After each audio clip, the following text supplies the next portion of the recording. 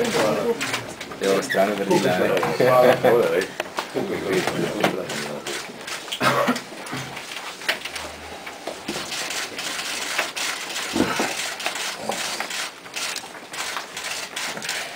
Pred nami je 128. tekma A reprezentance, oziroma 57. prijateljska tekma A reprezentance. Iz gradiva, ki ste ga dobili, ste razbrali, da gre za tekmo Slovenija-Estonija. Imate spisek 20 igralcev, spisek strokovnega vodstva, spisek sodnikov, skratka sodniška trojka prihaja iz Francije. Vidite, da je druga pomočnica, sodnica, ki je bila pomočnica tudi na tekmi v Palermu med Italijo in Slovenijo in mislim, da tudi na eni od tekem UEFA pokala v Ljubljani, ko je igrala še Olimpija. Dober dan, v mojem imenu še enkrat sem skupaj pozdravljeni na bolj ali manj rednih tiskovnih konferencah ob objavljenju spiska za reprezentančno tekmo, gre za prijateljsko tekmo proti Estoniji. Glavne informacije okoli te tekme so vezane na igralski kader, ki ga imate pred sabo, zato mogoče zdaj v tem momentu počakam na vaše vprašanja, za kakšno razlago igralskega kadra. Pred vami je tudi strokovno vodstvo. Glavna novost pri tem je, da bo Pejković Nihat trener vratarjev v naslednjem obdobju. Trener ostaja Miljan Mikavić, vse ostalo ostaja enako.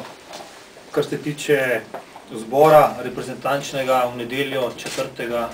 februarja v 18. na Brdu.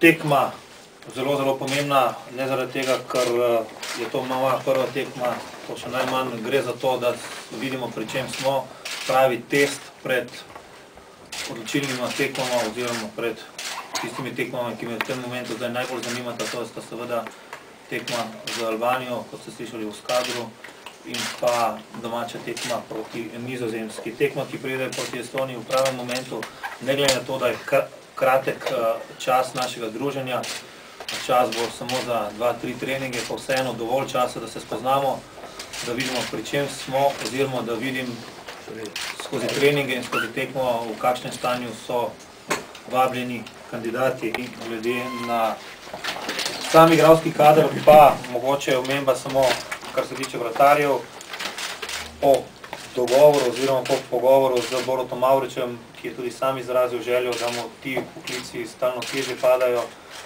v njegovem klubu, smo nekako, sem se odločil, da priložnost v naslednjem času ponudim Handanoviću in hkrati tudi njegovemu bratrancu iz Kopra.